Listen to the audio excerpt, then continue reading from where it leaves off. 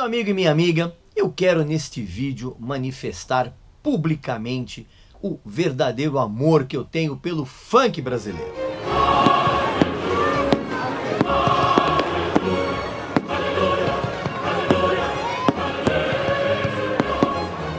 Mas não é aquele funk que você está imaginando, não. Aquele funk carioca, aquele tsunami de bobagens, né? Que você já está absolutamente careca de ouvir, está cansado de ouvir.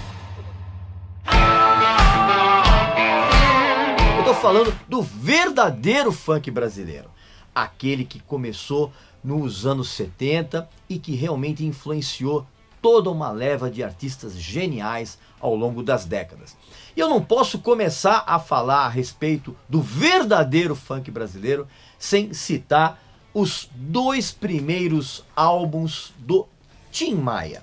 O primeiro, de 1970, e o segundo, de 1971. Os dois receberam o mesmo nome, a gente conhece como Tim Maia 1, Tim Maia 2. Esses dois discos parecem coletâneas.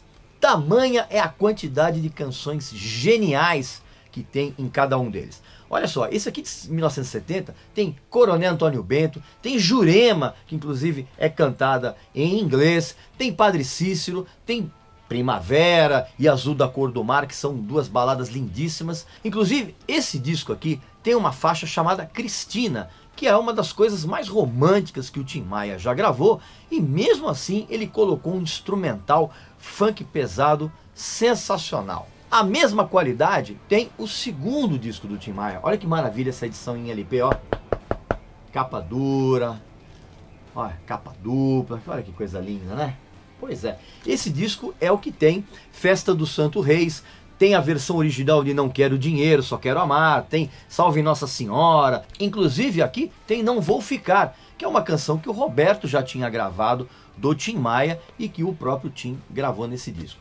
São dois discos essenciais para você entender como começou o funk brasileiro. Mas eu me arrisco a dizer, meu caro amigo, minha amiga, que não haveria um movimento de black music no Brasil se não fosse os dois discos do Tim Maia, esse que eu acabei de citar aqui agora, e esse álbum aqui, ó, Dom Salvador e o Grupo Abolição, no álbum intitulado Som, Sangue e Raça. Esse disco aqui foi lançado em 1971 e todo mundo conhecia o Dom Salvador como um pianista de jazz sensacional, inclusive com o Dom Salvador Trio e o Rio 65 Trio, que são inclusive dois projetos que eu vou citar num outro vídeo quando eu falar a respeito de jazz brasileiro. Mas o Dom Salvador reuniu esse grupo aqui e ele pegou toda a influência que ele tinha da soul music americana do finalzinho dos anos 60, comecinho dos anos 70, e ele gravou esse álbum aqui sensacional. Não tenho dúvida que esse disco deu o pontapé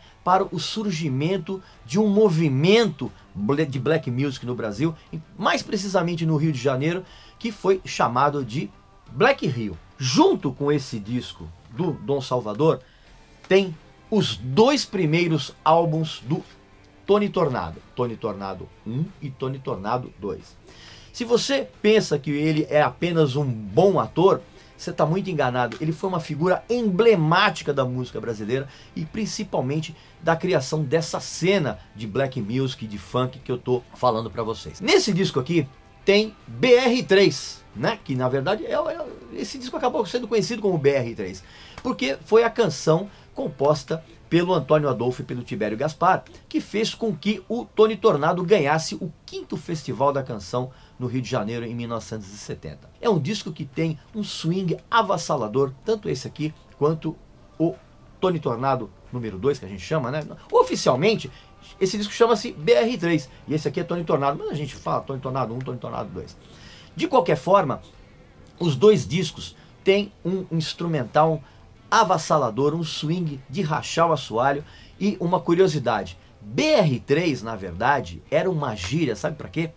Para a veia que o pessoal que tomava heroína costumava bater e picar, tá? Isso aqui é uma história que pouca gente conhece. Então BR3, se você prestar atenção na letra e fizer essa analogia, você vai perceber. Então BR3 não era bem uma estrada, mas você tem que ouvir esses dois discos maravilhosos Cara, esse aqui tem Bochechuda, que é uma canção sensacional.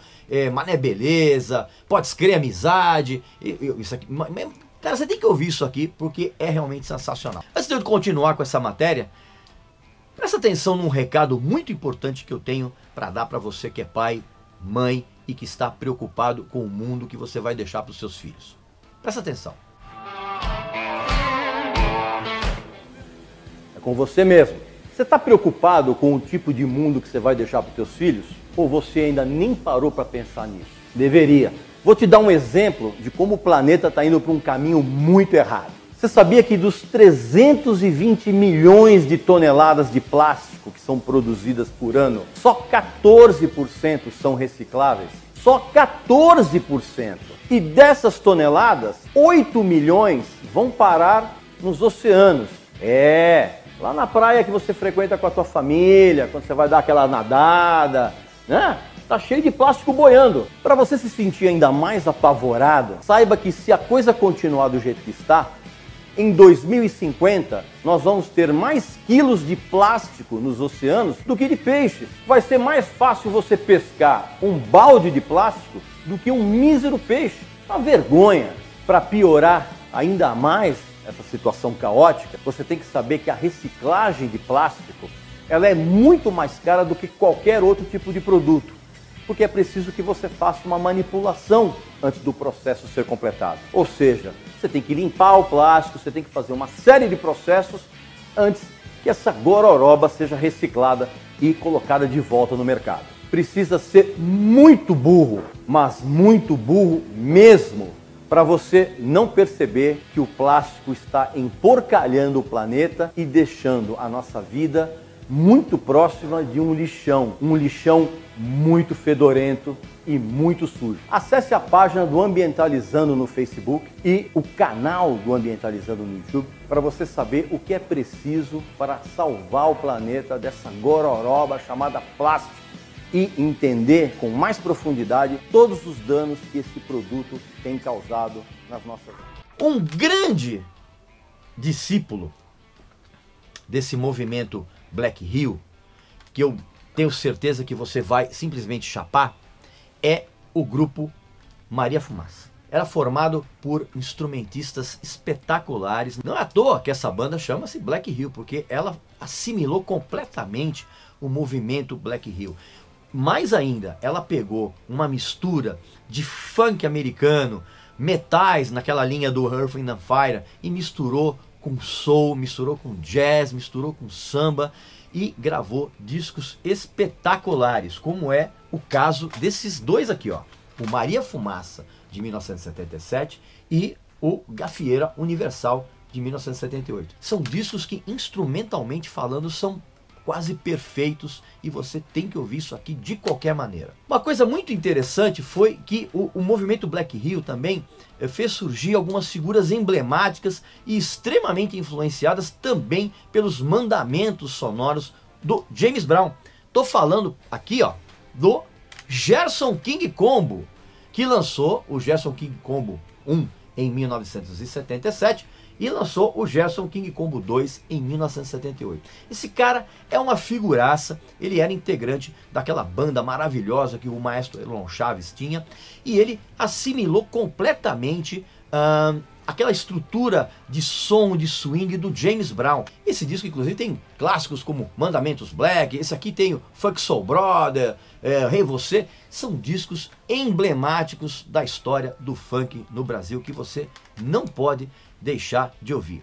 E tem uma coisa curiosa, tanto o Gerson King Combo como o Tony Tornado foram dois artistas extremamente engajados na valorização dos direitos das pessoas negras aqui no Brasil.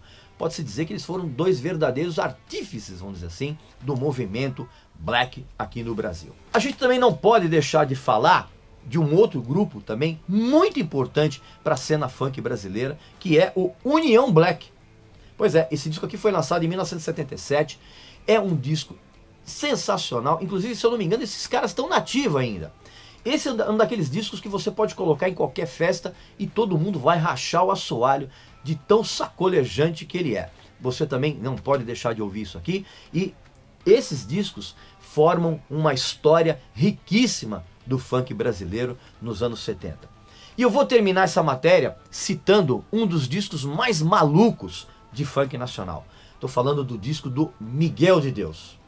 Esse cara, na verdade, o disco chamado Black Soul Brothers, esse cara, ele foi integrante de dois grupos muito interessantes no começo dos anos 70 na história do rock nacional. Os Brasões e o Assim Assado. Só que ele era muito maluco e ele pirou com a sonoridade do funk americano e ele gravou esse álbum. Esse álbum aqui é maravilhoso. Os vocais do Miguel de Deus são absolutamente malucos. Parece que ele gravou chapado e bêbado ao mesmo tempo. E esse disco é uma das maiores raridades que a gente tem na música brasileira. Você vai encontrar por aí algumas reedições em LP meio, digamos assim, alternativas, vamos dizer assim, né? Eu particularmente, eu tô atrás do LP original já há décadas, assim, e não consigo encontrar, mas eu vou conseguir. Esse também é um disco essencial para você conhecer o verdadeiro funk brasileiro. E não essa porcaria que existe por aí e que insiste em atormentar os nossos ouvidos. É isso aí, meu amigo e minha amiga. Este é o meu testemunho do verdadeiro amor que eu sinto pelo real e genuíno funk brasileiro. Quando seus filhos chegarem em casa e disserem pra você: pô, mamãe, papai, eu tô ouvindo funk na escola, eu acho melhor você chamar ele de lado e mostrar esses discos pra eles antes que seja tarde demais.